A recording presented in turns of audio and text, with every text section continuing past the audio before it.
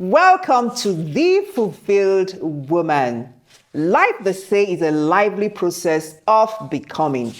And today's episode, Living Again, is one of such moments where we need to pause and reconsider how we live our lives. I'm joined by an amazing guest, Mrs. Umucha Mbamalu, the CEO of Jumbo Sports, a holistic wellness coach. Welcome to The Fulfilled Woman. It's so amazing Thank you to have you here. Thank you so much for Thank you for the me. pleasure of your time. Okay. Your story is a very inspirational one. You know, it's one of those stories that we hear and it shakes us to the core. When would you say things began to take a turn in your life? Where was that moment that you knew that something was wrong? So, I think about it and I really want to know when. 2 times, come up in my mind. And the first time was I went on a holiday, and that holiday was because I was really, really stressed. And I didn't do anything, including all the things we do as women, shop and go from one place to the other to see people. I was just at home. And I saw my son, came back, and then came back home. It brings tears to my eyes. Yeah. And while I was in the aircraft, my flight was from the US to London and then back to Nigeria. And so I was at Heathrow. I have a very close sibling, and I don't need to think to talk to him. And he calls me, Umuta, are you, let's talk, blah, blah, blah. And I said, I really don't have the energy to talk. Let's talk when I go home. I'm not feeling well. I feel like I have pains and all of that. It was strange to me because normally I would just relax and talk. Anyway, I get onto the aircraft and I took paracetamol because I was really I didn't feel good. I took that and I tried to relax. I knew the flight had taken off because, it was a night flight and everywhere was dark. So I slept and woke up, obviously. And getting up, it was like a panic. And I knew something was going to happen to me, but I didn't know what to do. So I looked at the seat. I had an option to call the air hostess or get to the bathroom. And I could just get to the bathroom. And I thought before they come and all the questions, let me just dive into the bath. And that's how I got up to go for the door, and I collapsed on the aisle of the aircraft. That was one moment that I knew something was wrong, but I didn't know what it was. I went back home. Really, I collapsed, and I don't want to go through that whole long story about what happened. They got me around and, and all of that. So wheelchaired back and went to the hospital. They did everything they could do on ECG, blood works and everything. And they didn't see anything wrong. I had the ECG gadget on me for 24 hours. Everything was fine. Nothing was wrong. But I didn't feel well. And it continued. So this is me coming back home. It didn't take me 3 or 4 days. I got another ticket to go. Went now to my friends. And again, she took me to the hospital. It was emergency. Because what happens is suddenly I start to feel like I'm going to collapse. And that's just what happens. You won't believe it. I checked into the hospital at about 4 p.m. And I got attention about 5, around 5, started running tests around 6. We didn't leave the hospital until early in the morning, 3 a.m. Wow. Scans, all sorts of scans, all sorts of tests. Everything was back and forth, back and forth, back and forth. I came out and all they said to me was that, it looks like you have some low blood pressure, but not enough to put you on a medication unless you insist. That was all I went in to come out with. And that was some bill, Yeah. it was from that point, I just knew it was either I was fighting a spiritual war or something was wrong, you know. So this was 2012. So fast track. So all that, I came back, knew nothing was wrong with me. There's this way you feel when you know that nothing is wrong. You just wipe off everything and just move on with life. So this was now fast track to 2015, 3 years after. I have a fellowship in the house. We have it every Sunday. So I'm jumping down the stairs. I'm very active. You know, I'm a sports person. So I don't climb the step like a lady. Maybe I started, I jump. So like I take like 3-4 steps at a time. And I do that with my children. You know, I'm quite playful and fun, you know, and I'm going down the stairs and I felt a heaviness on my breast. And I'm like, I'm not heavily busted, so I shouldn't feel that way. So, you know, I just felt from nowhere, there was a sizable lump on my left breast. And I didn't understand it. It was a lump. My son was already downstairs sitting, and he, at that time, was going to the pharmacy school. And I just sat next to him, and you know how I pounced on the seat and just took his hand over my shoulder and brought it. To feel it. And I said, Phil, do you feel anything there? And you know, he felt it and was just looking at me and just went, there's something there. Yeah. What are you going to do about it? And I just went, we have a wedding in 2 days' time in Ghana.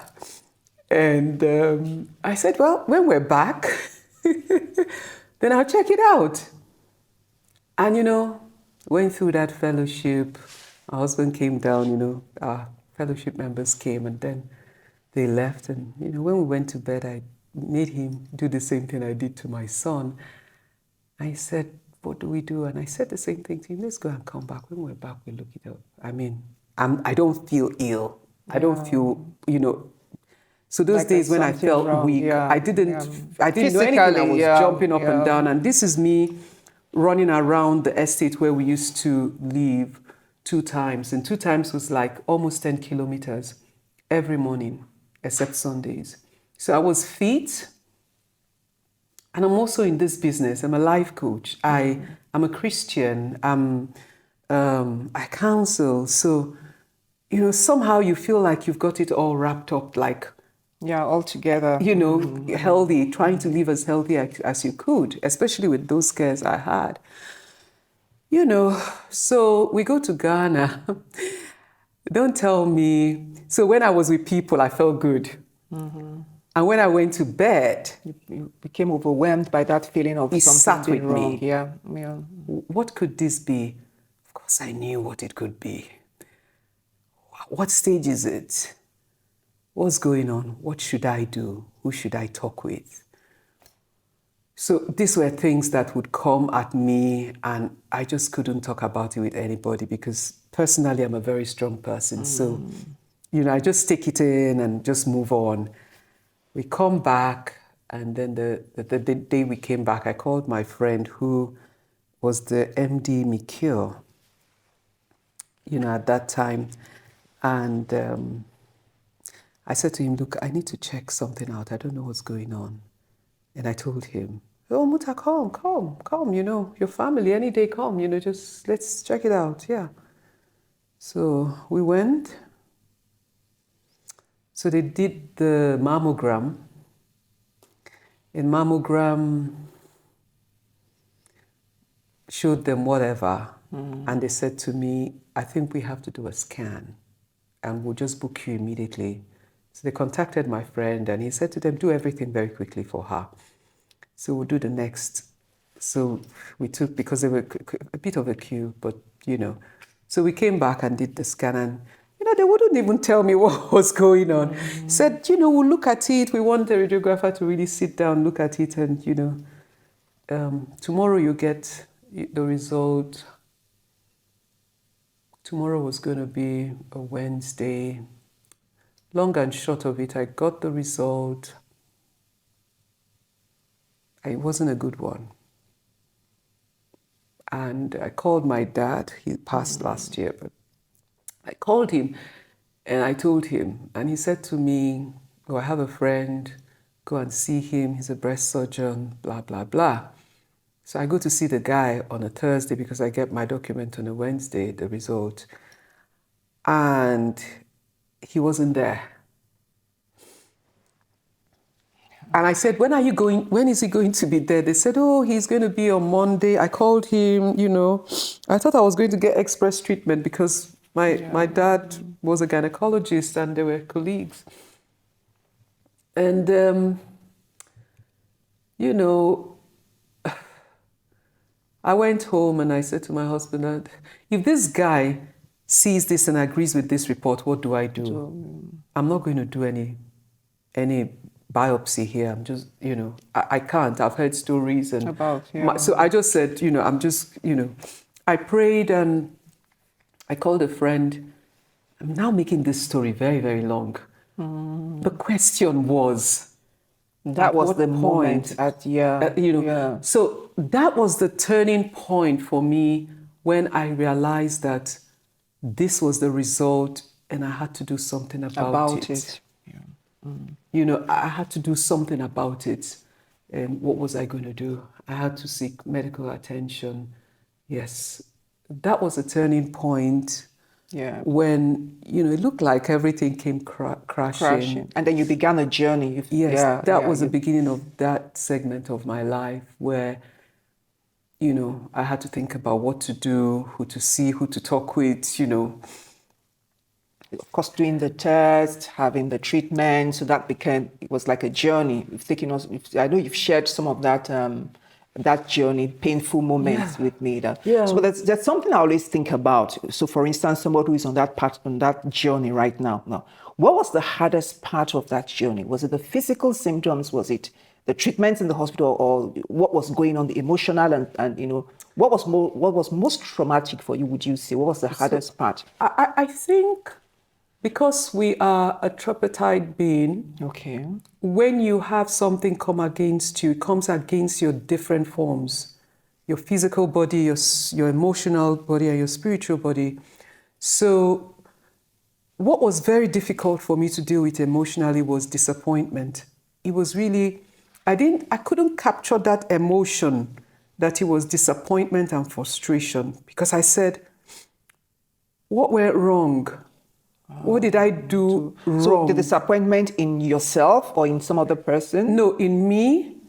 And I was asking, and I knew I was asking God, because yes, of course I asked the doctors, what is the cause? What is the cause? Of course, I didn't get that answer immediately, because the doctor would say to me, we have to take the specimen and check it out and know exactly what type of cancer it was, know the course of treatment, blah, blah, blah. But I was like, what was all this for? I wrote something and I titled it, what was all this for? What was all the running? What was all the... You were living right, you were eating right, you were praying right, you were doing everything. God. I was a coach, so I help people find out things and, solve issues. How am I going to solve this issue for myself? I don't have the strength to deal with this. And then I had the issue of even talking about it with my husband. What am I going to tell him? When they confirmed it was, and how am I going to deal with my children? I have 3 of them. Like, what am I going to do? Is this what it's all about? It was difficult. And then getting myself to pray at that time, I was very close to my father in the Lord, I was very close to him. So I called him as well. And I told him, and one thing he said to me was, in nothing be terrified. It's a quote from 1 Philippians 1:28. He said, in nothing be terrified. I honestly didn't even have a full understanding. If I say I have a full understanding of it, I probably am not even being true, because I found out every year my understanding of different things just got I saw a different dimension. So in Nothing Be Terrified was what I today understand to be fearless. And like, when I say fearless, it doesn't mean that if a monster came through here, I'm not going to, try to defend myself or try to understand what to do or even want to know what to do. But it's that response that I started to understand that the things that come against us is not going to face me. So if terror came against me, it's not going to face me. It's going to face the person who I am in, the one who stands next to me, the one who gives me strength, the one who has said to me, leave. I'm going to say, you said I should leave. What is this about? So there's something I want to get. There's something I want to, because like the stages of grief, we often hear that we pass through the stage of self-denial, would you say acceptance? What would you say is the part of acceptance? How critical is accepting the situation? And some people would live in denial. Just you were doing all the things right. You were a Christian, you were eating right and all of that. So there's the tendency to say, I'm believing God for this and not do anything about it. What's the part? What part was acceptance? I think that somebody would need to hear this. Because the first thing we think is always, I'm doing everything right. Having gone through the journey, I knew I wasn't right spiritually, emotionally, and physically. So I think when things shake us in life, we really see who we are. We come to terms with our real self. I mean, how do you stand before God and say you are right? By what level? By what standard? In this world that we live, where we have all sorts of things going through our minds, we're doing all sorts of things where, how do we say we eat right? Even if you ate the things that you thought were right. How do you say you eat right when a lot of food we eat is wrong, even the right things? A lot of them are engineered. A lot of them are polluted. A lot of them are filled with toxins. I mean, what do you do that is right? Whether it was your emotions, as long as you are relating with people, you are fighting emotional wars. Every day you have things that you have to deal with. So that was one of the things I had to overcome. Like tell myself, forget it. And find out exactly how God wants you to go on this journey. That's very critical. So I guess that for anyone who is, going through a similar, it may not even necessarily be a health scare, it could be some other thing. I believe you've got to come to that. What I hear you saying is that it's critical to get to that acceptance part. If you don't get to that point of accept, okay, this is who I am now. What do I need to do about this? It may be difficult to move on. So you must get to that part. So this is my life now. My life is changing. What do I need to do?